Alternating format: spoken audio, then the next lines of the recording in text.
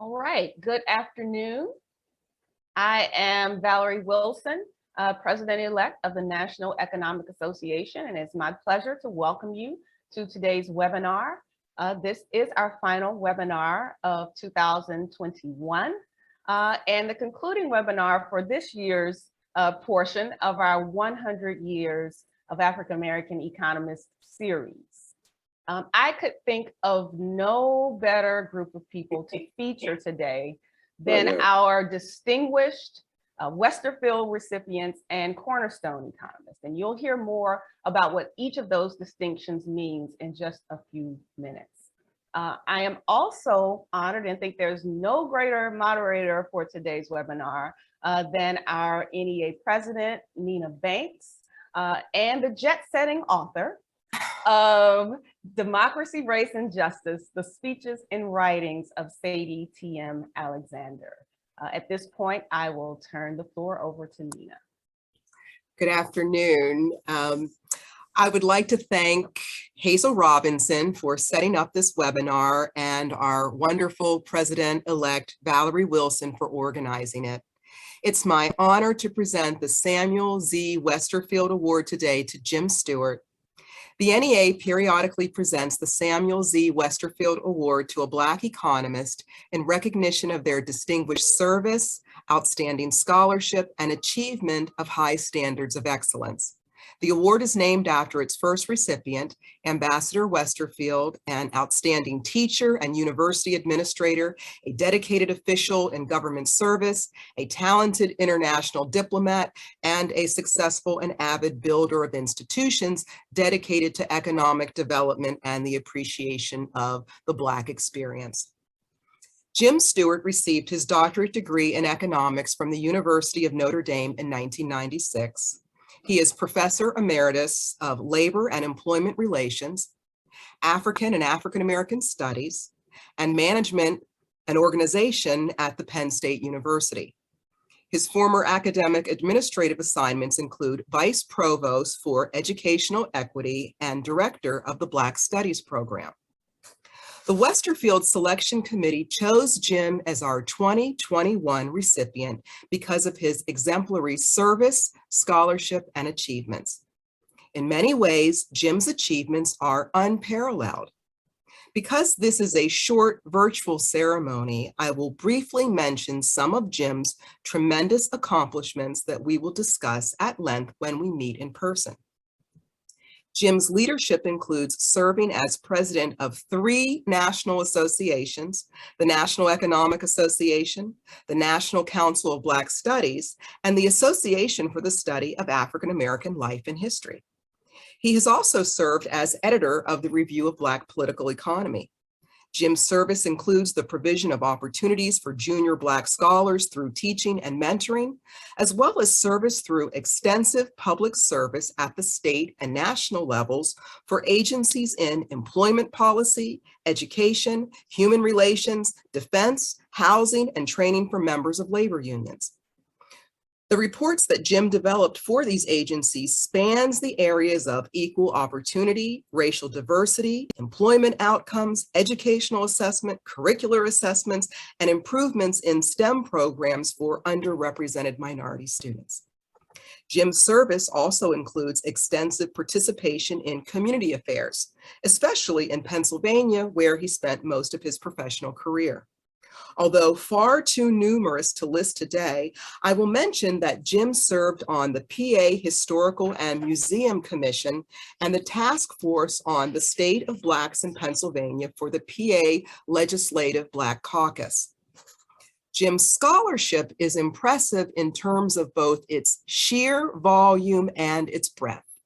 Jim's body of work has focused on the political economy of African Americans. In fact, I would say that within the discipline of economics, Jim is responsible for the early development of scholarship on the economics of Black life in America because his scholarship has covered so many facets of Black life. Most economists focus on two fields, but Jim's expertise in Africana studies enabled him to write about African Americans in the economy very broadly and in ways that no one had done before. Jim gave us new frameworks for understanding African Americans in the economy by incorporating power relations.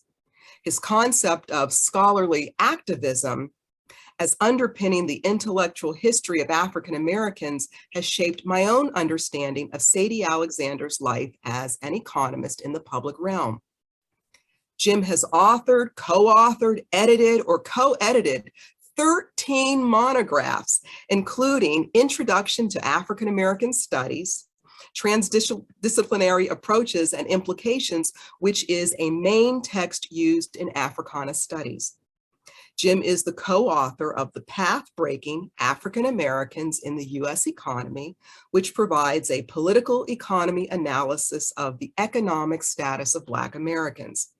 Jim's books cover a range of subjects about African Americans, including housing, labor market conditions, rural conditions, and family life. Jim has also published over 75 articles in economics and Black studies professional journals, as well as over 70 book chapters. The range is immense, so I will simply point out that one of Jim's primary scholarly contributions is in the history of African American economics and intellectual thought. His scholarship spans both mainstream and heterodox approaches, racial and gender inequality, African American economic history, immigrant earnings disparities, Black worker cooperatives, union wages, micro foundations of macroeconomics, the economics of education, poverty, and on and on. And as if that were not enough, Jim is one of the early developers of stratification economics. Given all that Jim has contributed to the development of the history of African Americans in economics, it is fitting that he is our 2021 Westerfield recipient as we commemorate the 100th anniversary of African American Economist. And with that, I am thrilled to award the Samuel Z. Westerfield Award to Jim Stewart. Before we talk to Jim, we're going to hear from two people who would like to say a few words about Jim. Gary Dimsky, followed by Patrick Mason.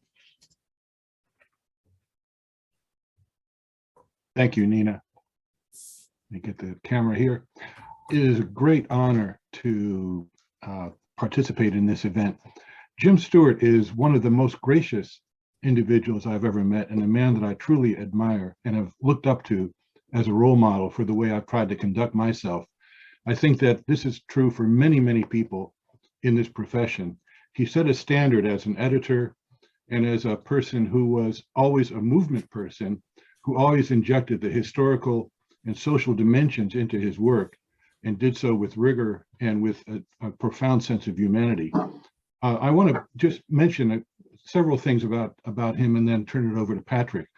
One is that his work in participating in the National Council of Black Studies, as well as in the NEA, and in investing his time, effort over the years in professional organizations, has been part of maintaining the institutional strength that's been at the center of the development and continuation of Black life and Black struggle in the United States. And without this kind of investment, many of the people on this call, on this conference, are participants as well who deserve the same accolade. But he's been at the center of this as an editor of the Review of Black Political Economy, remarkable. And the second thing I want to mention about Jim is the way in which he supported the next generation. In the early 2000s, I was in late 90s, 2000s, I was running a minority recruitment program for the AEA's Committee on the Status of Minorities in the Economics Profession. And so we had something going at UC Riverside. Jim came for a week, stayed at my apartment with, I think in Jamal's bed, for a week, and spent time talking with the students there.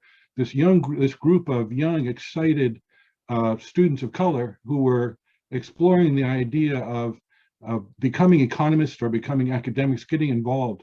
And he was just remarkable with them, partly because he had a lot to teach them, and partly because he allowed them to speak and to have the sense of discovery as they looked at books like Walter Rodney or and others, and had that own experience. And Jim, I want to tell you that actually this coming week I'm going to be talking to Malcolm Oliver, one of those students who was just appointed as dean at the Thomas Edison State University in New Jersey, dean of the School of Public Service. And you might remember Michael Walker, who was an economics major who became the valedictorian for his class at UC Riverside, and who is now an assistant professor in sociology at the University of Minnesota Twin Cities. So we didn't, succeed exactly in economics, but there were some people there that you truly inspired, and so I want to thank you for that, and for your efforts. And it really shows that there's the sense in which the continuity of struggle and the need to embed our scholarship in an historical understanding, which of course is at the essence of stratification economics. This is something that has been one of the gifts that you've given to us as we try to continue the legacy. So it's an honor to be here with you today, and you're just so deserving of this award. Thank you for the opportunity, Nina. Thank you, Gary. Patrick. Well, first, congratulations, Jim. Well deserved. The Westerfield Award is presented periodically to Black economists in recognition of their distinguished service, outstanding scholarship, and achievement of high standards of excellence. This is a perfect description of the career and character of Jim Stewart. In addition to an outstanding career, Jim has also managed to build a reputation as an extraordinarily decent human being. He's unfailingly polite. There's never any drama with Jim, perfectly even keel all the time, gracious with his time for mentoring, assisting others, providing information, and just an all-around nice person. And when I look at the accomplishments of Jim over his career, I'm just in awe. I mean, in addition to being president of the National Economic Association, he's also president of the National Council for Black Studies, president of the Association for the Study of African American Life and History. I remember about a decade ago, I was doing a presentation in honor of Jim, and there were a lot of people at the National Council for Black Studies who didn't know that Jim had a separate career as an economist, right? Because in terms of his professional career, he's had a career in economics, he's had a career in African American studies, editor of the Review of Black Political Economy, vice provost at Penn State, and also director of Black Studies. And with this kind of administrative background, I don't know how he found time to author dozens and dozens of publications. And in fact, I asked Jim about that once, and how does he manage his time? And he told me something that stayed with me and that I've tried to do since that time. So that is every day he gets up at 6 o'clock and he puts in 2 hours of research before he goes to work. And he does that every single day. And I said, wow.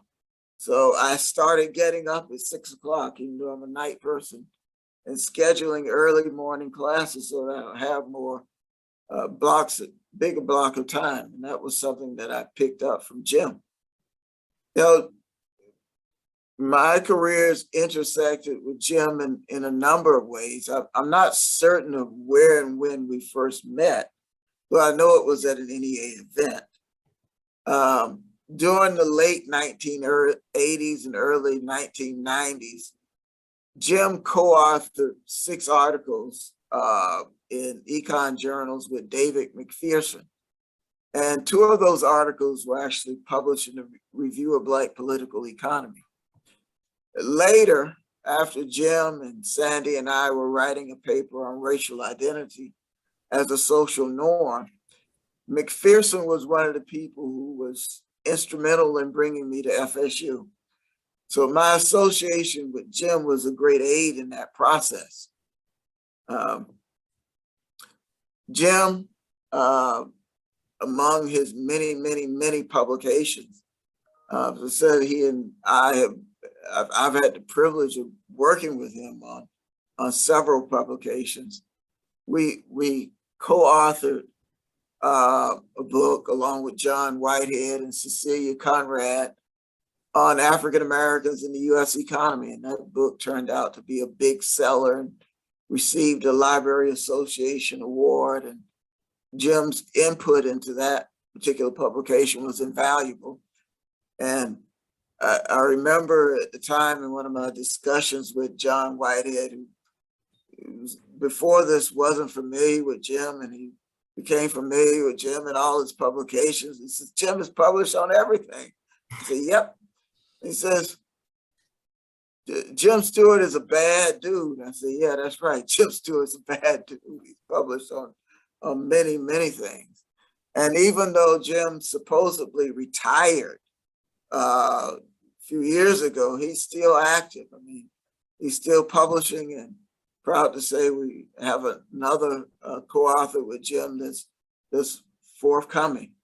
And Jim's published on so many things, but I think it's important to point out at least one of his areas of publications, the work that he's done on the economics of identity is amazing and impressive. And even though sometimes other people are given credit for being, you know, as they say, the seminal article, the first article, that is not true. Jim wrote the first article that I know of on the economics of identity, and that was published in the Review of Black Political Economy.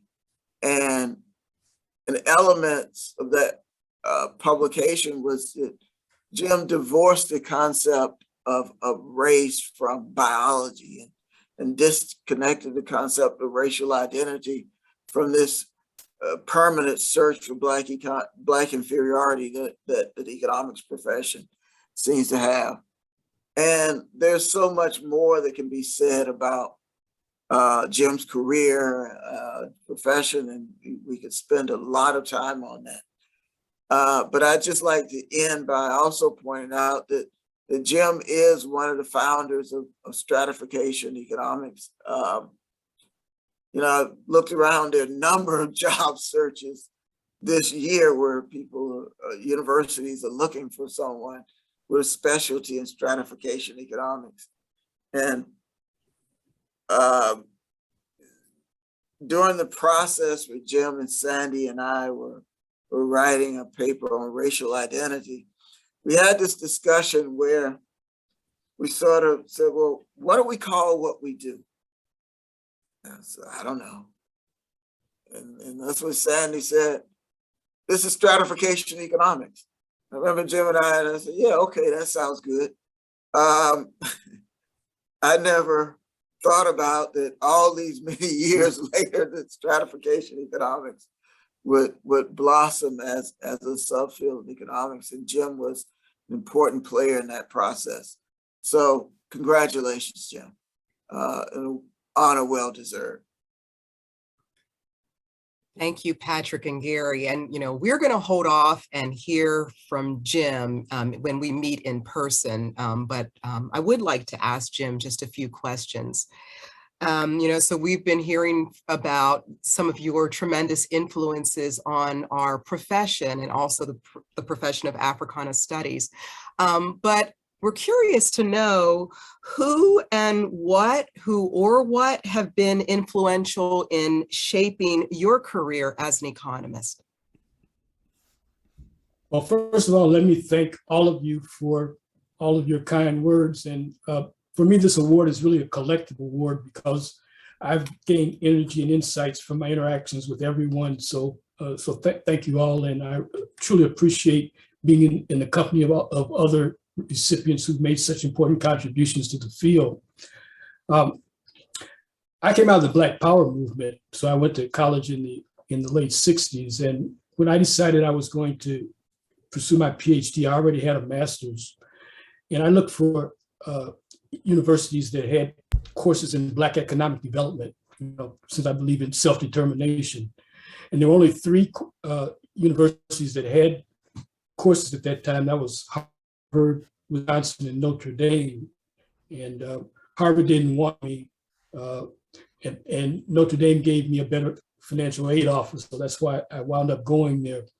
And at Notre Dame, I met Horace Carby Samuels, who was, again, one of the founders of the Caucus of Black Economists, and he had a tremendous impact on me by introducing me to the Review of Black Political Economy. But more importantly than that, he taught me how to think outside the box that had become so sort of, I guess, stringent as it relates to mainstream economics. And because I already had a master's degree, I had a lot of flexibility in my coursework. So I took courses in sociology, in philosophy, and law. And I've always tried to find ways to integrate what I've learned from those fields into how I approach the field of economics. On the negative side, part of my thinking was a reaction to what I read when I read Gary Becker's work and when I read Thomas Sowell's work, because it simply didn't strike me as consistent with my understandings of how identity functions and how culture impacts economic activity. So that's what really started me on the path. When I was finishing my doctorate, the directorship of Black Studies at Notre Dame opened up, and I was encouraged by a number of people there to consider the job. And so that's how my twin careers got started. And part of what I've tried to do over the years is to find ways to sort of intertwine those two. And that's sort of how I've tried to pursue my professional life. Thank you. And your broad interdisciplinary training certainly has been demonstrated through your publications. What are your hopes for the future of the economics profession for Black economists and for the NEA? I've been delighted to see what impact the various programs that we've established to nurture up-and-coming economists have had. That, in the early years, in the late 60s, early 70s, I could not have imagined that we would be able to have a DITE as an example of the AEA programs.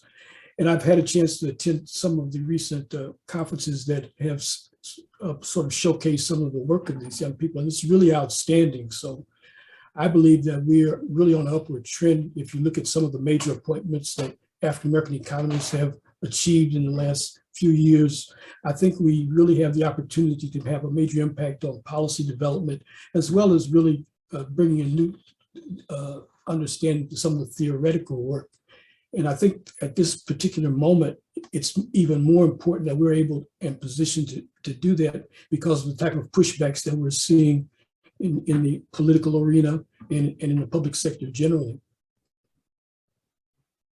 And I guess I should add to that we do want to create this think tank that I did talk about several years ago. I think we do need a virtual think tank so we can really sort of leverage and use and take advantage of economies of scale in terms of producing scholarship and disseminating it. Yeah, thank you. And we'll be hearing more about that think tank and possibly even your role in it very soon. So thank you, Jim, and congratulations on receiving the Samuel Z. Westerfield Award. And we look forward to being able to celebrate you in a much larger gathering in person, we hope next year. And so I'd also like to invite you to stay on the screen as we now move the conversation over to the Cornerstone Economist, and then followed by the Westerfield Economist, because you are a Westerfield recipient as well as a Cornerstone Economist. So thank you, Jim. The Cornerstone Economists are Black American scholars who, according to Patrick Mason, entered graduate school during the Black Power movement from the mid-1960s to the mid-1970s, and whose tremendous intellectual, activist, and mentoring contributions established the foundation for African American economics. This is according to Patrick Mason, who developed this notion of the Cornerstone Economist and helped to identify some of the key participants. The Cornerstone Economists who will participate in the webinar today include Richard America, Charles Betsy, Gerald Janes, Barbara Jones, and the incomparable Julianne Malveaux. And I would ask each of you to turn on your cameras and your mics so that we can have a conversation. And because of time constraints, I can't introduce each of you properly. So for those of you who are not familiar with each of these Cornerstone Economists, please take the time to look them up and become familiar with their extensive accomplishments. So, good afternoon, Cornerstone Economists. You all entered graduate school during the Black Power movement. How did that movement shape you?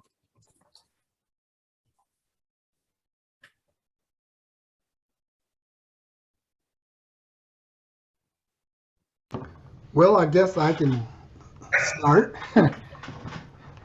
Well, interestingly enough, in 66, 67, when we might say the Black Power movement was ascending towards its height, I was actually with the 25th Infantry Division in Vietnam and had never ever seen a college campus, having gone into the Army out of high school.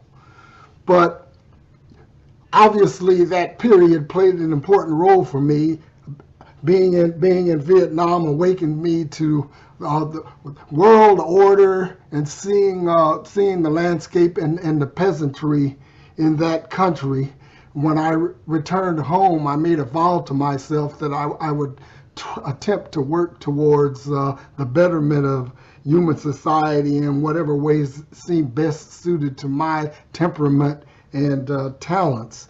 And I entered college in '69 at the University of Illinois, where I was a pretty instrumental player in the Black Student Association and movement. But I kind of sidetracked off of that when I went into economics because I was in love with math, and I liked econ mainly at that time because you could apply math to things that actually dealt with human beings.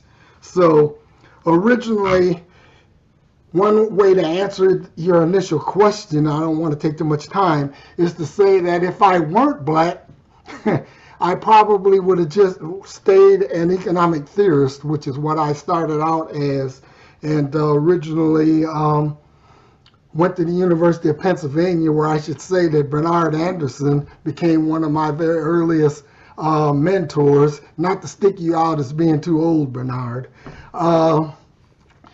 And I did make some early achievements. I was the first to develop what is now known as the James-Hellwig-Gloston allocation, which is a theoretical development in economics of asymmetric information. But that wasn't completely satisfying. So I got an opportunity to go to Yale, and I took that because it was a joint appointment in economics and what was then called Afro-American Studies. And I would have to say that remaining an economist and straddling across Black studies and economics for the past 40 years has been an interesting voyage, and I'm sure that others will have some similar types of things to say. But probably one of my the accomplishments I'm most proud of would be the development of the PhD program in African American Studies, which is now a joint program. It's a department that is now a joint doctoral degree with 15 other departments and units at Yale, and is thriving. Thank And you. was done under my leadership as chair. Thank you, Gerald. Others, how did the Black Power movement shape you? Okay. Oh,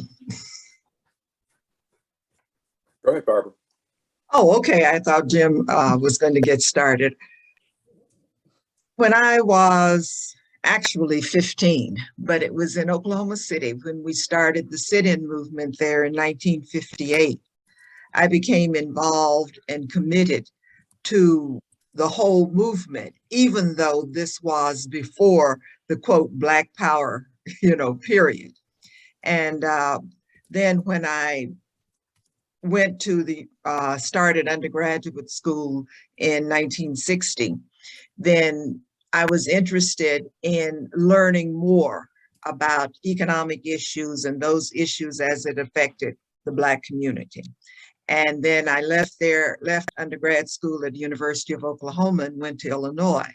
And then, there I interacted with more African Americans, participated in student movements, some protests that were going on at Illinois at that time, and decided to do a master's thesis in labor unions and what and the impact of those labor unions on the economic well-being of the Black community. So that's really how I got started.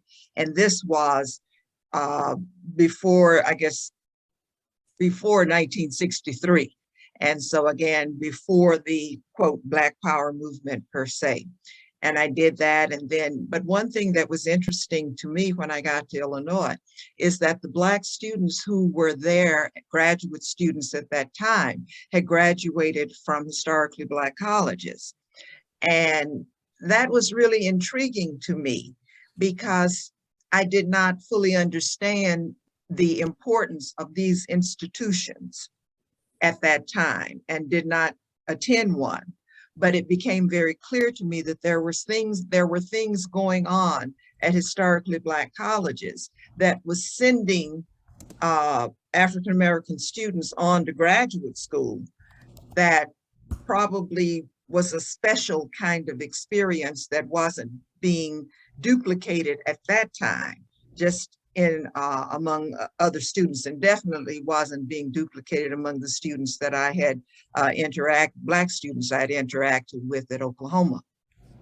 I also met this guy, Mac Jones, who was a political scientist and had experiences related to demonstrations, et cetera, when he was in undergraduate school and had gotten kicked out. And so my commitment to historically Black colleges was decided at that point.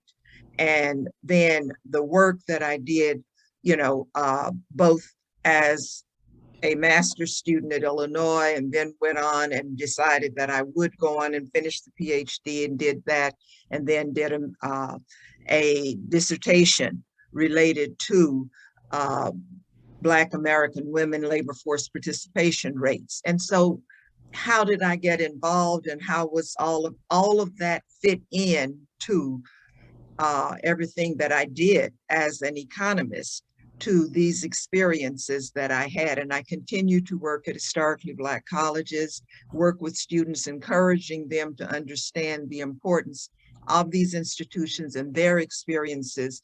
Hopefully in the classes that I offered would be a time when we tried to deal with incorporating the relationship of Black Americans to what was going on in the world at that time. I'll jump in next. This is like going back down memory lane, and it's making me smile, especially when I listen to Barbara Jones, who when I was a baby, not even an economist, just an undergrad, trying to figure out what I want to do, influenced me. Margaret Sims, who influenced me, so many others, and then my colleagues, folks like I think Sam Myers is on the phone. He came over to Boston College when he was at MIT and I was an undergrad, and he was encouraging many of us to consider economics, and y'all got me. And I was a baby Panther. My whole thing was, revolution is now. I remember 1969 being on the street in San Francisco saying black is beautiful, free Huey. And my mama said, nah, you're going to go to school. And then when I graduated, I said, I'm going to be an organizer. She said, no, you're going to go to graduate school. So not a lot has changed. I'm still an economist, but I'm still also an organizer. And I don't know how I keep rolling back into academia. I am the founding dean of the College of Ethnic Studies at Cal State LA, which I'm proud to say. I have 3 departments reporting to me: Pan-African Studies, Chicano Latino Studies, Asian American Studies, and also the challenge of building a Department of American Indian and Indigenous Studies, thanks to our Secretary of State, Shirley Weber, who passed legislation that says that any young person who graduates from a Cal State must take an ethnic studies class, which basically expands my reach. We will have 7 new positions in our college in the fall. If y'all will help me, I, in a moment of flagrant ego, said one of these professors must be an economist. So now I have to find one. How did I come to economics? I'm always about who gets what, when, where, and why. My dad was one of the first Black administrators in the San Francisco school system. We protested him in a protest called Malvo Must Go, because he would not give us Black studies. As a result of that, I was sent to Mississippi and outcast. He's like, I cannot pay child support for a child who says I must go. But the man would let us have Black studies. And basically, that caused me to start thinking about numbers and research. And as a kid, I was looking at Bureau of Labor Statistics numbers and trying to figure out why we didn't have our share. And it always took me back to either law or economics. Law, I actually did a semester of law school, but I also, when I graduated from Boston College, applied for economics, political science, public policy. MIT let me in. That was the best program. And my dissertation was on unemployment differentials by race and occupations. Here's the deal. People said that Black people had high unemployment rates because we were in the wrong occupations. But the fact is that even when we're in the right occupations, we still have double the unemployment rate. And that's what my dissertation showed. And so I basically built off that throughout my career. And economics, to me, and I tell young people all the time, is a pivotal occupation when you're looking at social and economic justice. If you look at the way the pie is sliced, you have to look at social and economic justice. So that's my story. And I don't have a traditional career, but I have an interesting career. I mean, I have not been an assistant professor, associate professor, full professor, I've just been like a president and a dean, and I'm good with that. I've also been a commentator and a author and someone who brings economics to life, I think. People tell me that I make it real, that I make it plain, and that's kind of what I think it is. I'm real, I'm plain, and I try to do that. I also stand on the shoulders of so amazing Black women. Dr. Phyllis Ann Wallace put her hands on me. Now, she smiled at me. We had the most unusual relationship. She was very traditional. I'm not. But she basically shaped and guided me. And she turned me on to the life of Sadir Taina Moselle Alexander, which Nina has picked up. And I love the fact that she's done the work that I didn't have the discipline to do in getting out the weeds of Sadie's life. And the work that Sadie did. And the fact is that there are so many Black people who have done economic work, but who have not gotten the opportunity to amplify it. I'll stop there. Those of you who know me well know I'm a wind-up doll. I can talk for 30 seconds or 3 hours, depending on what's going on. But this is like back down memory lane. Barbara, it's so good to see you. Betsy, good to see you. Nina and Valerie, thank you all for including me in this amazing conversation. Thank you for joining. It's, it's enlivened by your presence. Charles, Richard, and James, would you like to also comment on the influence? Just a brief word or two. I'm a little bit older, so and not really a professional economist in the sense that all of you are. I went to Harvard Business School at a time when that was kind of a rare thing. And I was influenced there by friends I made in the law school and across the river, as they say, in the economics department, the city planning program, and so on. Went to Mississippi in 1964 in the summer project, and that experience, the Freedom Summer, helped set my course. I made up my mind that everything I did was going to be focused on accelerating Black economic development in some way. So from business school, I went to consulting at Stanford Research Institute, SRI, then to University of California at Berkeley. Marcus Alexis happened to be there visiting at the time, and that was terrific to be with him for a year or two. Then to the Bank of America, where I intended to stay for the next 30 years, but instead I ended up coming back east, working in the government, and then at Georgetown. And all of the thread through all of that work and publications and consulting has been enhancing the economic position of Black folks. We continue to get in our own way. So one of your questions is what's missing? And here I'll sound a little bit conservative, although I'm certainly not a conservative. But we have internal work to do, and I've spent some time looking at reforms that we need to make internally to improve our own performance. I've come to believe that that is a priority. We succeeded over the last 60 years in the civil rights movement to a large degree in removing constraints and barriers and obstacles. Now, we need to, in a disciplined, organized, well-managed way, fix some of our internal issues. And I have some ideas about how to do that. In fact, my first book in 1977, Developing the African American Economy, did include a couple of chapters on matters such as crime and our own dysfunctional behavior.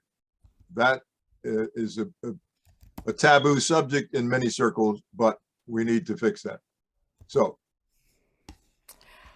on we go. The last 30 years, I've spent a lot of time on Africa. I taught a course called Investing in Africa, and that interest also came out of the early experience in the 60s. So I've spent a lot of time working with business schools in Africa because weak management is a constraint on development there. And if we improve the quality of management education, that will help reduce poverty and accelerate progress. Thank I'll you. just jump in for a quick minute. Richard America, I want to thank you for the work you've done, and especially around reparations. I am a member of NARC, which is National African American Reparations Commission, and I'm going to ask my colleagues to lift you up. So if you would please let me know how to reach out to you. And y'all know that this is a pivotal issue for us, reparations, how we make ourselves whole. I testified before Congress, I kind of clowned, but that would be me, on June 19th, 2019 on reparations. And America, you have been one of the leaders of the foundational work. So please let me know how to reach you. Thank you, Julianne. Charles, and then James. So I will harken back to some of Barbara's comments about early involvement, because my protest work actually began in civil rights. My family moved to Michigan from Florida when I was quite young. We moved from Detroit to Ann Arbor when I was a junior high school. And in Ann Arbor, faced with racial segregation and discrimination, I got involved with the local CORE chapter, and protested the lack of a fair housing policy at that time, and was arrested, my only arrest to date. Was a sit-in at the city council, which was refusing to pass a fair housing bill. But at that time, Ann Arbor, the university, seen as a liberal progressive town, was actually a quite conservative Republican town with discrimination in housing, discrimination in employment. And so the local core chapter there I got involved with was protesting all those things. Eventually, I was able to finish high school, and at the university, got engaged with other protests, including protest of the university's lack of affirmative action, lack of Black students, and so forth. So I had decided to study economics because of the disparities I saw both in Detroit and in Ann Arbor. Being in Michigan in the 60s, in the 50s and 60s, it was pretty clear that the automobile industry was an important factor there. But when the automobile industry tanked, African Americans were the hardest hit. And so I became aware of economics in that regard, and that was really why I wanted to study economics. And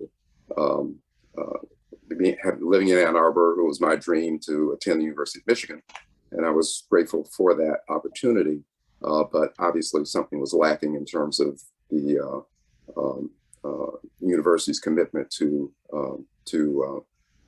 uplift of African Americans more generally. After leaving Michigan, I taught at University of Massachusetts at Boston, and one of the classes I taught was a political economy of the Black Ghetto, which was the name of the course at the time. Of course, I took over from Monique Garrity, who was also on the faculty there.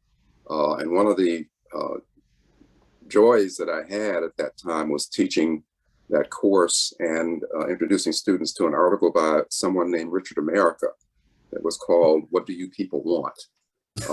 And it was an article that Dick had published in the Harvard Business Review that I was taken with, and that students were really captured by in terms of the approach that Dick took and the questions that he raised about the inequities that existed in American society and so forth. So my teaching at UMass Boston led to my acquaintance with Robert Brown, and I spent some time at the Black Economic Research Center in Harlem with Bob, and got to know Bernie Anderson and Marcus Alexis and others who were associated with Bob, with Burke, and with the Review of Black Political Economy. From there, I went to Washington because I thought that using economics in public policy was important. And so I spent time at the Labor Department, Congressional Budget Office, and also at the National Research Council. And I spent the last 25 years of my career on the faculty at Howard University, where I was department chair, and also served as interim dean of the graduate school. To echo the comments of others, it's clear to me that economics is an important discipline. The study of economics and the application of economics to the issues that face African Americans is vitally important. So I'll leave it there. Thank you, Charles. Jim? When I was an undergraduate, my roommate and I were accused of running all the Black student protests in the state of Indiana. It wasn't true. It was only half of the state that we were in charge of. But at the same time, I was first exposed to economics courses at that time. And I was convinced at that time that if we were really going to solve the issues facing African Americans, we really need to focus on economic questions. And even though I went into the private sector for a while, after I got my undergraduate degree. I did get my master's degree at night, and I kept my goal of eventually getting back into the study of Black economic development alive. And as I mentioned earlier, how I chose graduate school. After I finished my doctorate, I stayed on the faculty of Notre Dame for about 5 years, and I taught a course called the Economics of Discrimination and another one called Black Economic Development. Notre Dame and I parted ways because, I guess in the same sense that Charles talked about, I didn't really see the commitment to addressing the issues of inequality, even though we had a noted president, Theodore Hesburgh, in charge. And then I went to Penn State as director of Black Studies, and I also had an appointment, tenure track appointment in economics. Needless, that didn't go very well. The economics department refused to consider any of the work that I had done in African American studies as being legitimate or in terms of the evaluation. So I wound up shifting my appointment to labor studies, and I was able to make better use of the resources there through that vehicle as I also moved into administration. And I was able to get the Black Studies program elevated to department status as a bargaining tool when they wanted me to move into administration. So I've tried to sort of leverage whatever cards I had to try and make sure that we institutionalize our progress, because I believe in organizations, and that's why I've been willing to move into leadership roles at the national level in various organizations. Thank you. We have about 3 minutes left before we move to our next segment for past Westerfield recipients. So in those 3 minutes, if each of you could spend about 30 seconds just commenting on what you think is the biggest missed opportunity for Black economic empowerment, since you began your professional career, I'd appreciate it. 30 seconds.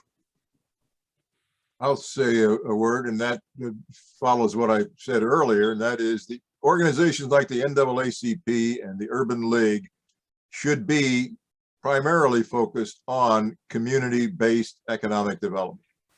They have other missions. They have continuing work to do in the case of the NAACP, looking out for our constitutional and other rights and protecting against all sorts of attacks. But economic development should be a high priority for those two mainstream civil rights organizations and others. And I would just say that it seems to me that one of the issues that has not received enough attention is the empowerment of the family and the more attention being paid to the empowerment of Black women.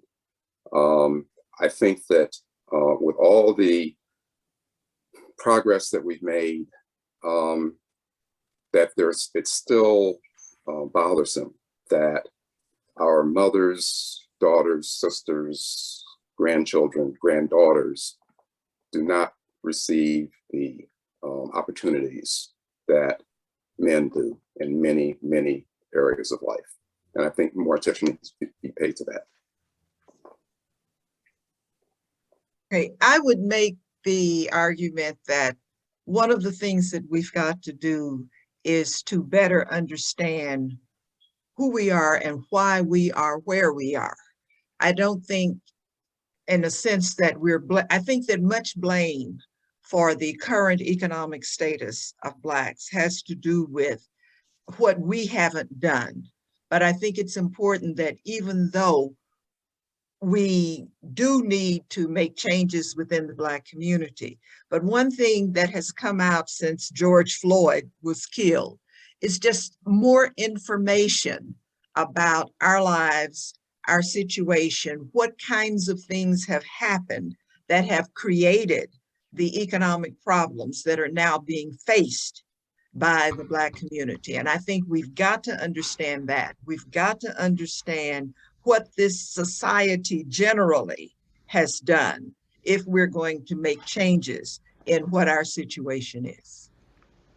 If I could jump in, Barbara, that's such a good point, and I want to give a shout out to Charles, because our brothers do not frequently or often really lift up our sisters. I mean, we see the economic situation as a narrow male occasion, as we could even see on this screen with the preponderance of my lovely brothers. I love y'all. But I also am very clear that sexism in our community is a major challenge and issue, especially when the development of our community is around and about Black women.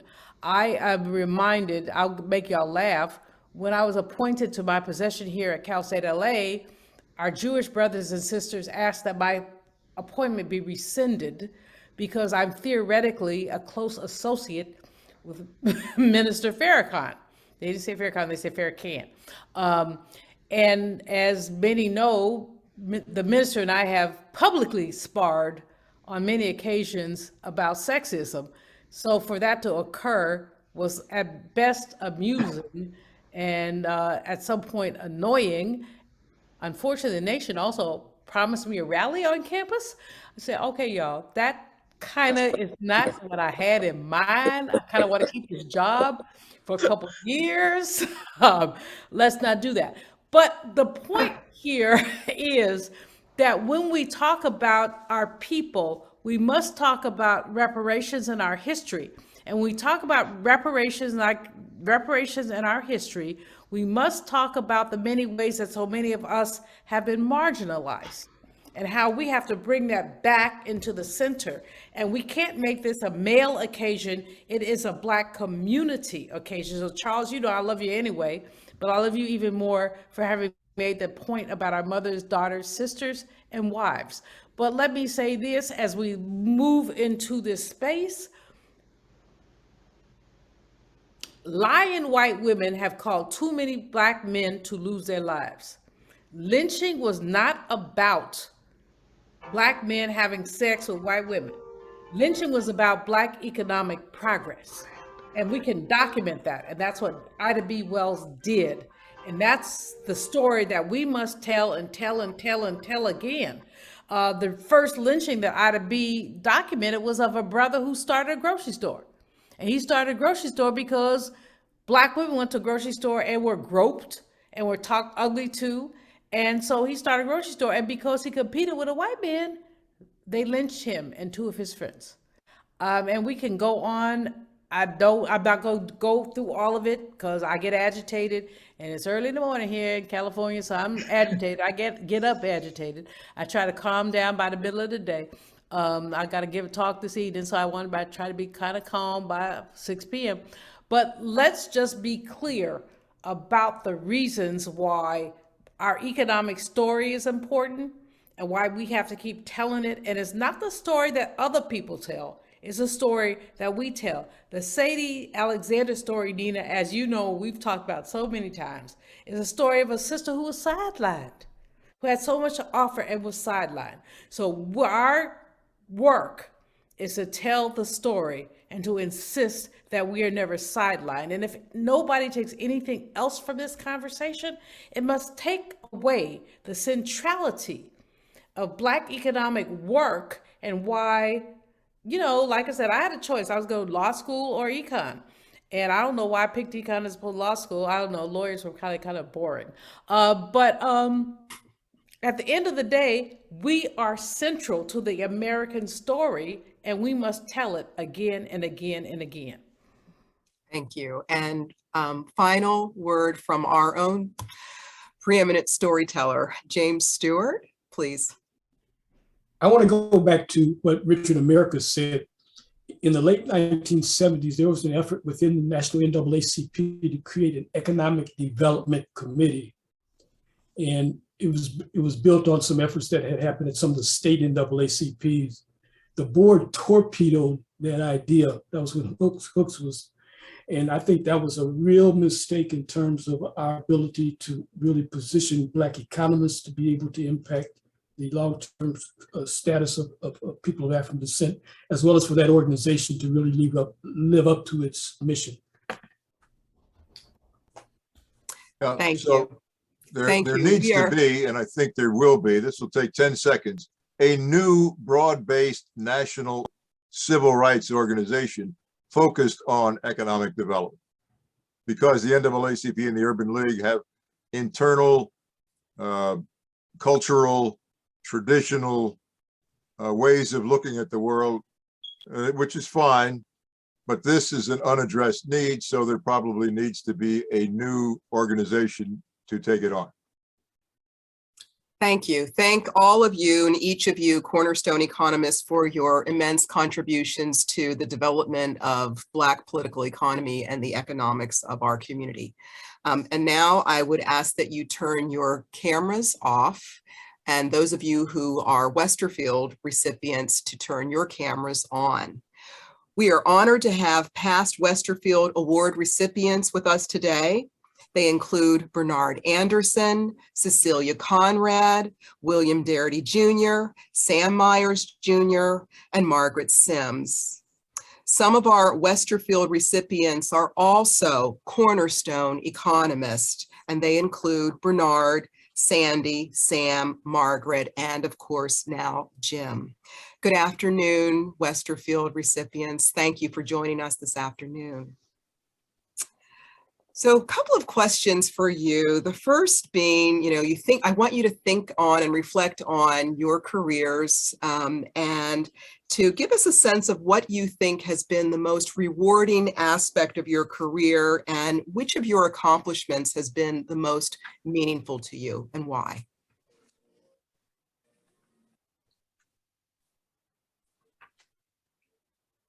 Well, if nobody else will start, I'll start.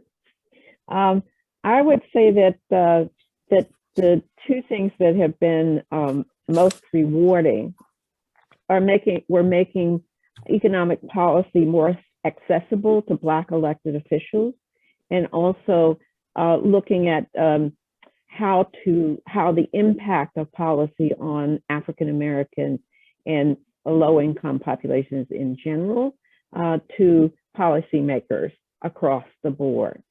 And as part of that, I would like to say that and take credit for, although it probably isn't mine to take, for introducing to Black elected officials some of our great Black economists, including Cecilia Conrad and Ed Montgomery, who served as visiting appointees on their sabbatical year, and also others are being introduced through their work, including C.C. Rouse and Bill Rogers, who wrote chapters for some of the volumes that we put out on the impact of economic policy on Black Americans.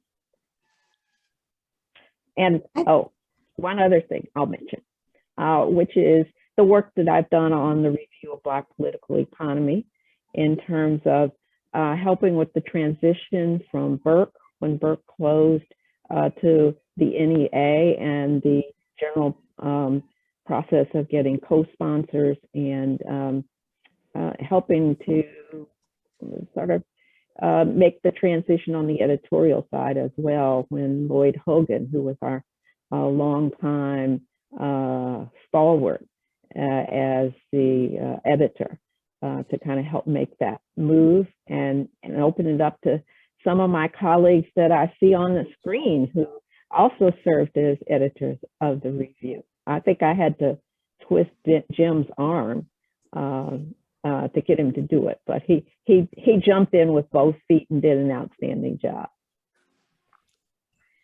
I'd like to go next. I would like to go next, partly because, Margaret, one of the things I had on my list was some of what I think of as the public scholarship I've been engaged in, which really started when you gave me that opportunity at the Joint Center to spend the year there.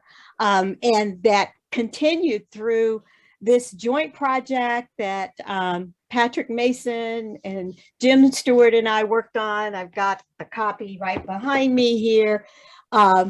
It is amazing to me how many times I have run into young people as I've been working with social change organizations, particularly white young people, and who've used this book and who talk about what they learned from that process. So I'd say that was number one. Number two is just some of the opportunities I've had to work with younger scholars through the mentoring program and the pride, and also as students and dissertation advisors, Rhonda Sharp, Banga Jalori, who's now in the Department of Agriculture, but people who've come out of that mentoring program.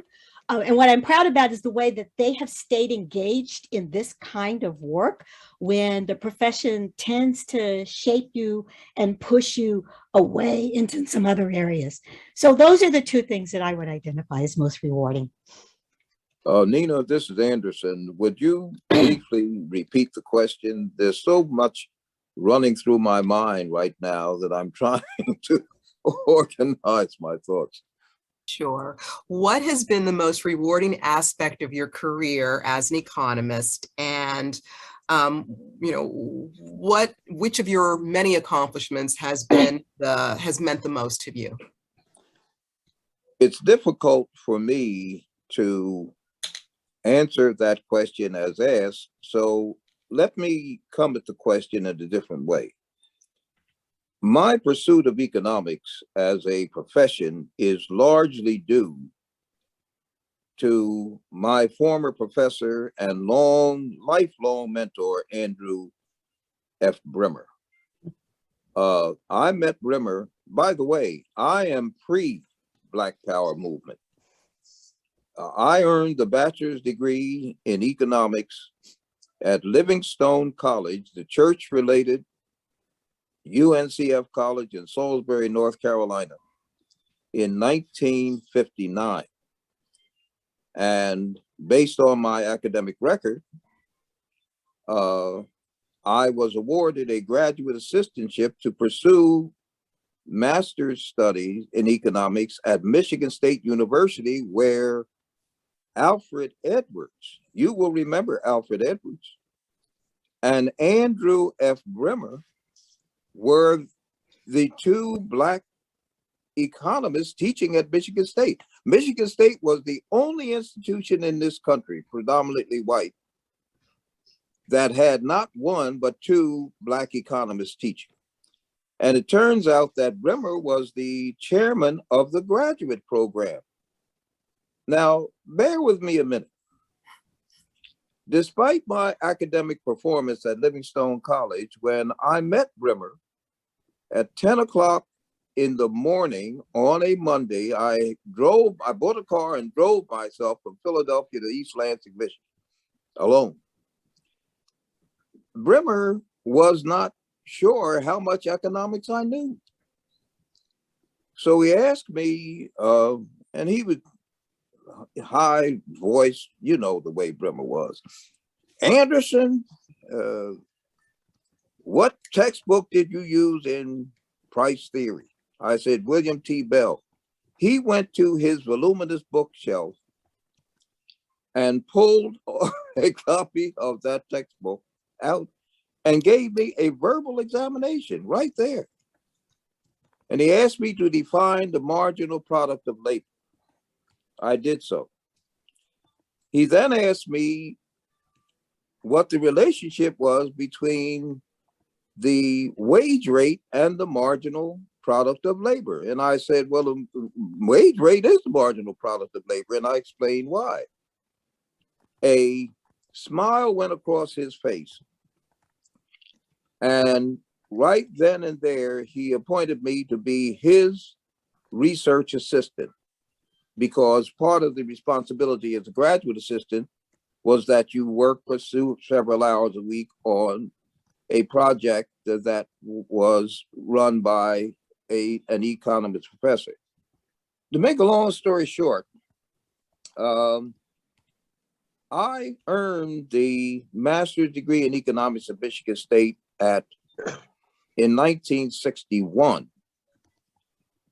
and went to work for the Bureau of Labor Statistics because I had a choice of going to, well, I wanted to be in Washington. I had a choice of going to Washington to study law at George Washington University, or being an economist. And Brimmer encouraged me to stick with economics, and I did, because I was driven to economics as a boy growing up in South Philadelphia when I observed the difference in the Italian market in income, money between white people and black people. And I wanted to know, why is it that white people seem to have so much more money than black people?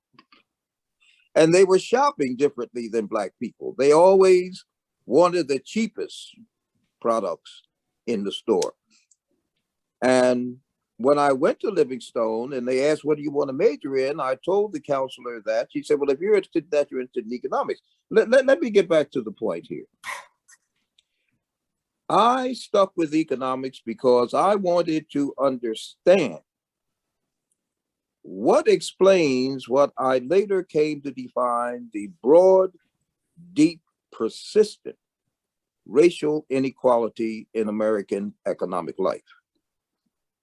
And I, unlike most on this call, this webinar, have had a diverse career. Less than half of my career was spent in academia because I was not interested in simply studying economics and race and so forth. I was committed to finding ways to eliminate, through public policy, to eliminate racial inequality in American economic life. And I had the opportunity to do that as a program director of the Rockefeller Foundation, where among the major contributions I think I made was working with Marcus Alexis to get the initial funding for the summer program for Black students or minority students in economics. That money came from the Rockefeller Foundation, thanks to Marcus Alexis, whom I met at, I won't go into the founding of the NEA, you know that story. And also the opportunity that I had, and this will end my answer to this question, to serve for 7 years on leave from the Wharton School as Assistant Secretary of Labor for Employment Standards Administration, where I had the opportunity to lead the Office of Federal Contract Compliance Programs, which enforced the President's executive order on affirmative action, and also implement and enforce the minimum wage, among other things. That was the biggest job I ever had. Thank you, Bernard. I'm going to switch over to Sandy because we've got about 15 minutes left. Thank you very much, Bernard. So let me say at the outset, I love Bernard's story about Andy Bremer. I suspect he would have kicked me out of school because I would not have said that the wage is equal to the marginal product of labor, primarily because of discrimination. But I'd actually like to talk a bit about the intersection of my work with Jim's. And I'd also like to say it's been fantastic to see so many friends whose scholarship I deeply admire here today. That's really been a pleasure. But I'd like to observe that I think Jim is one of the more sly and profound people that I know. He has tremendous warmth and wisdom, but nobody has mentioned his wickedly droll sense of humor.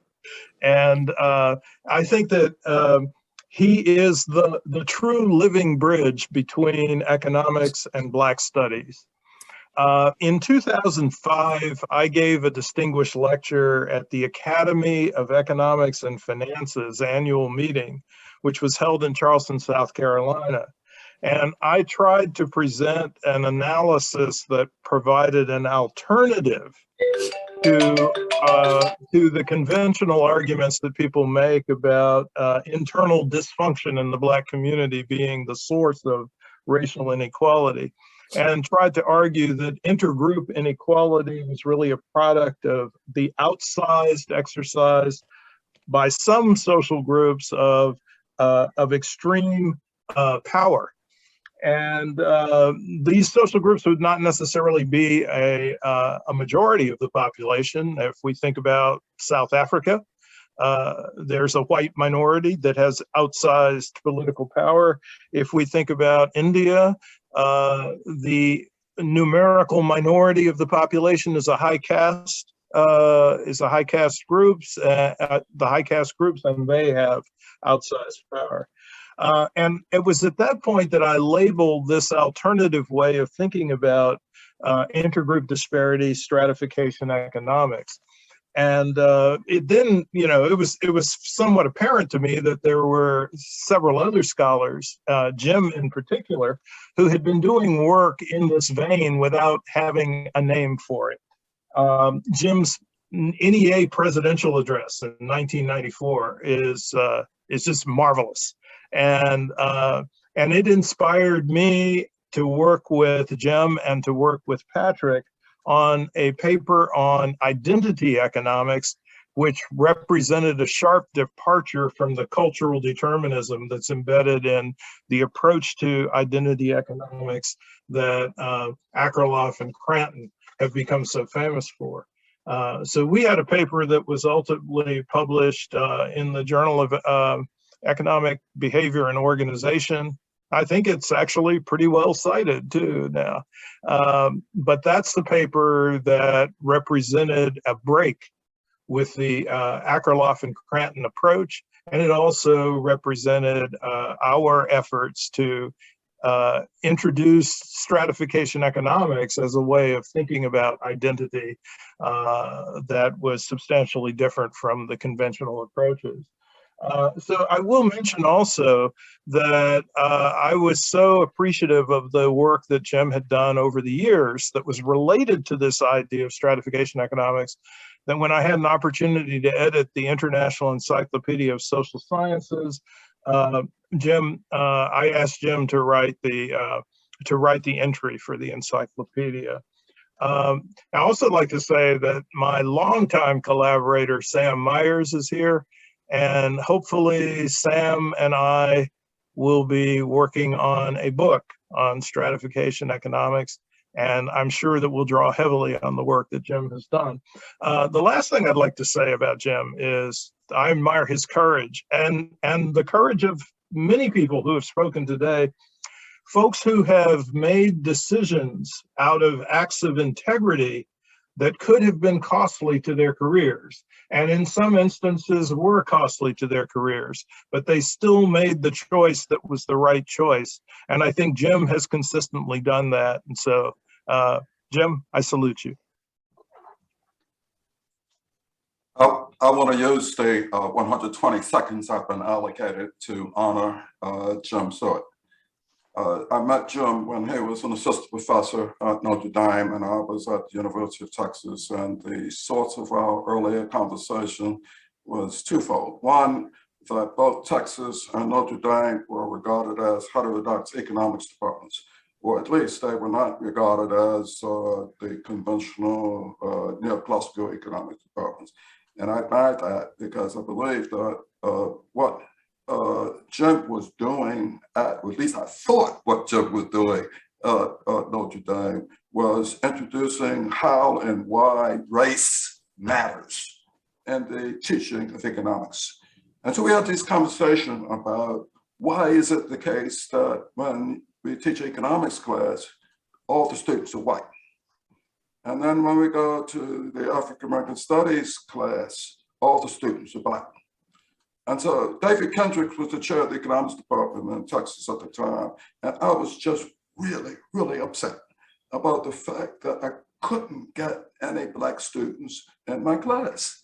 And Kendricks says, well, you could cross-list the class with the honors program. You could cross-list the class with the African American Studies program. I said, fine, but it's still the economics class. I mean, I don't really want it to be viewed as something different from economics class. And so I consulted with Jim, and Jim gave me all the ratings. He gave me all, we're talking about not peripheral ratings, not marginal ratings, but core central ratings of understanding race and economics.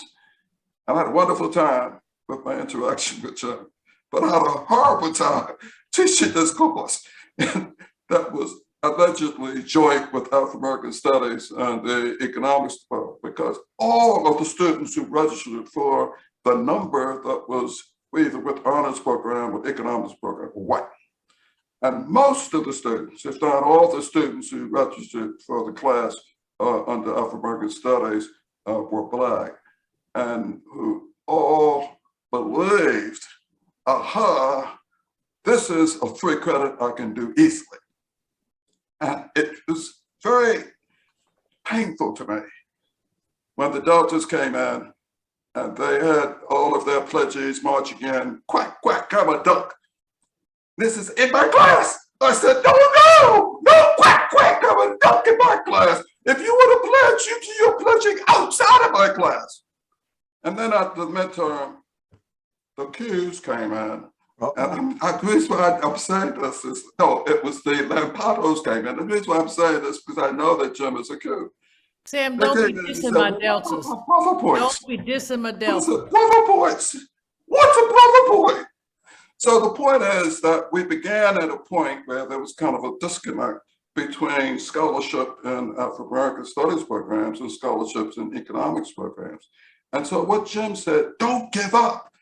What Jim said is that we've got to fight this battle and move these departments away from being, move these peripheral units, which were called programs at the time, to make them autonomous departments, and then require the economics classes, require the statistics classes, require the analytical classes within the economics department. So he was advising me when I became the chair of the economics department, the chair of the African American Studies program at the University of Maryland, College Park. And we then created a dual program. I can't fight the battle with the people who want to keep the class, largely a class which is where athletes take the courses and they get, easy A. I can't fight that battle, but the battle I could fight was able to add to the existing major, a major that was a public policy and African American community major. John Stewart was the president of the University of Maryland at the time,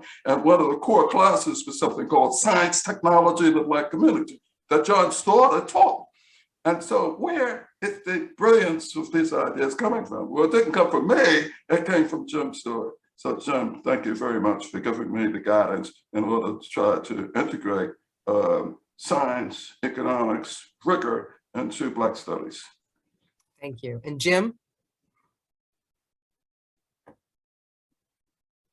Thank you for those kind words, both Sandy and Sam. For me, the most significant development is really the emergence of stratification economics and its institutionalization within the field. Stratification economics is not just a domestic enterprise now, it is an international enterprise. I get a number of requests every few months to review articles that are from European journals that are examining stratification economics. And I guess one of the next things I write is really going to talk about that whole phenomena in the context of the philosophy of science, because it really is a shift in epistemology in terms of how we understand, how we view the world, as well as the opportunity to really transform the way in which we talk about public policy. Thank you, Jim. And, I just want to say that we are truly honored to have so many Westerfield recipients with us today. I would like to invite all of the participants here today to turn your cameras back on. We will have about 5 or 6 minutes to go through Q&A, and I think that people would benefit from hearing your collective thoughts.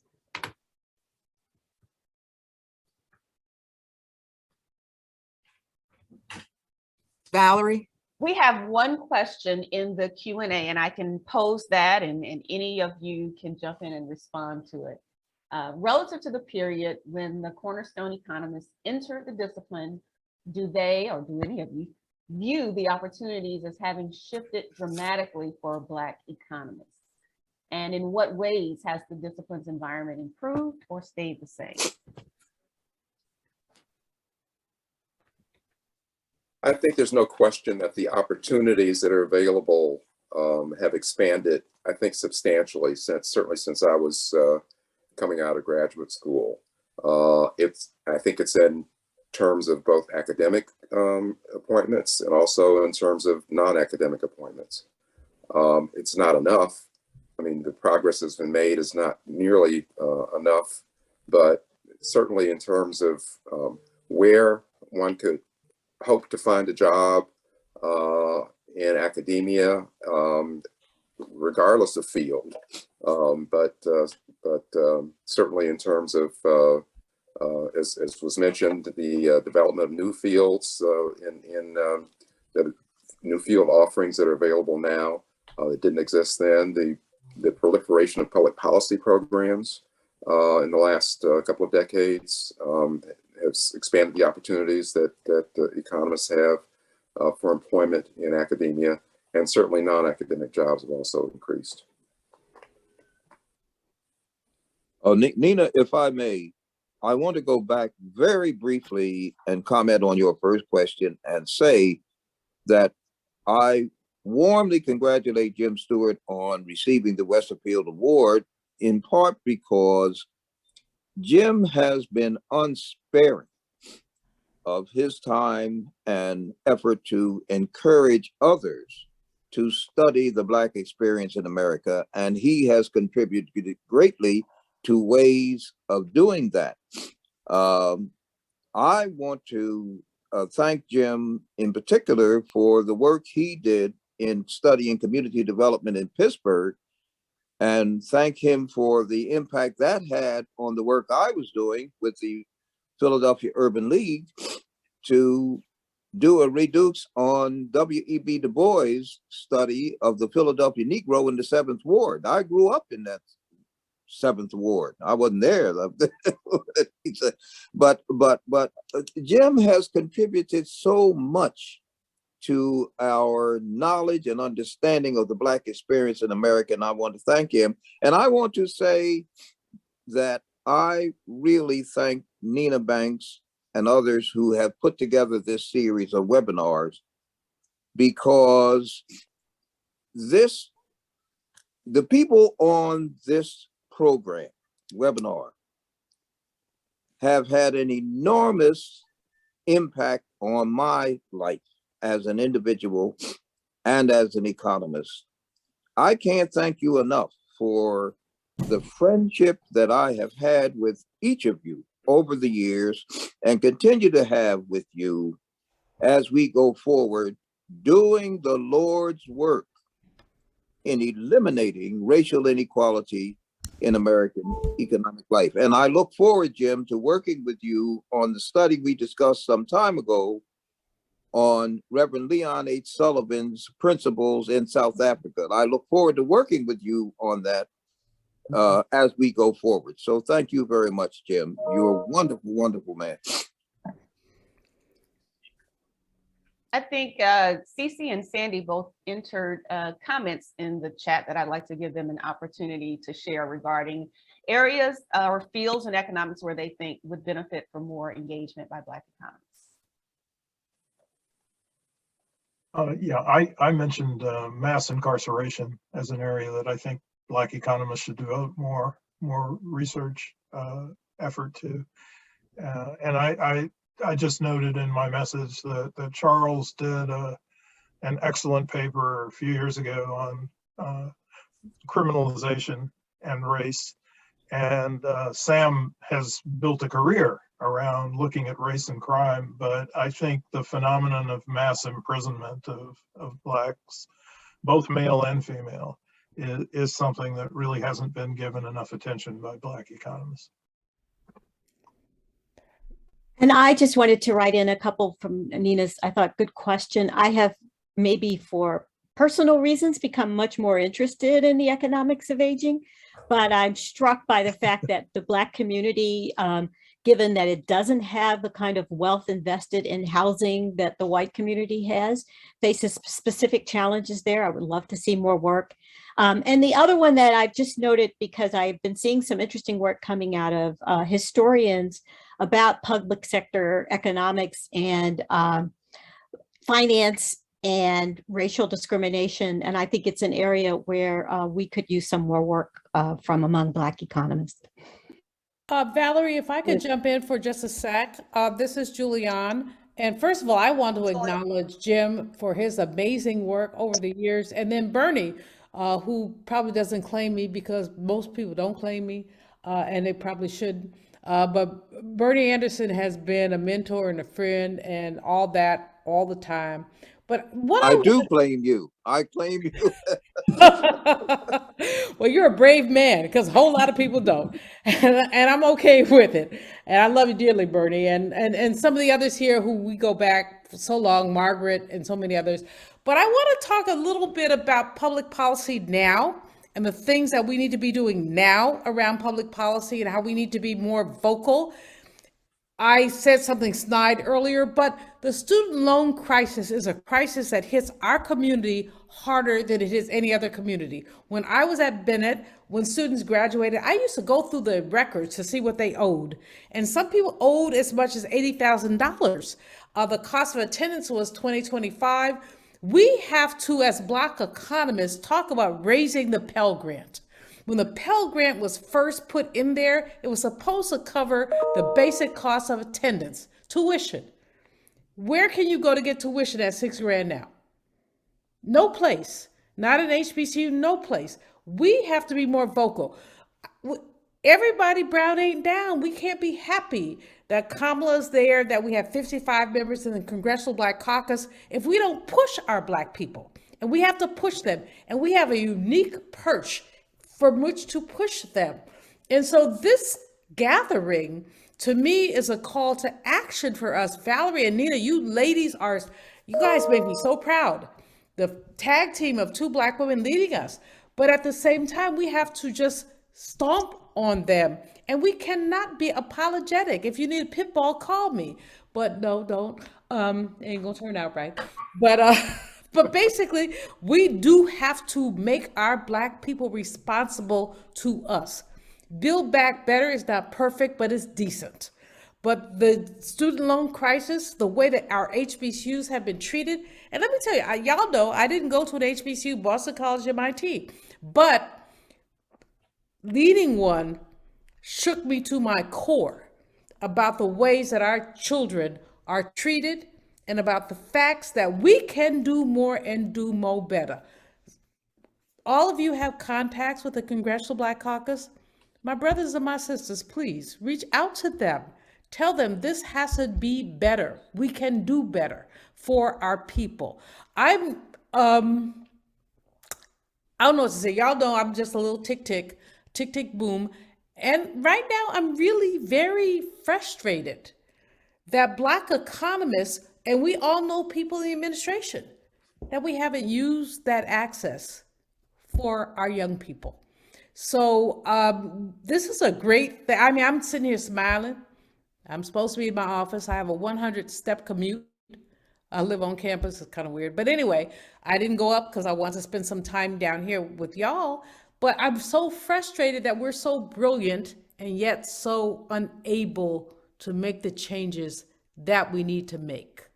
Can we all agree to stand and agree to reach out to a Congress member today, tomorrow, or next week and say, come on, y'all, do the right thing?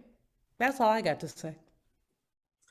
Thank you, Julianne. Thank all of you for participating, and we will end on Julianne's call to action. And congratulations, Jim, again for receiving the Samuel Z. Westerfield Award. Congratulations, Jim. Deserving. Yes. Thank you all. Thank you all for this important acknowledgement. I'm not done yet. Here, here. Here. We're counting on it. Thank you all, and have a great afternoon. Thanks a lot. Thank you, Nina, for your leadership. Thank you. Thank Nina. you. Right. Have a good one. Ciao, ciao.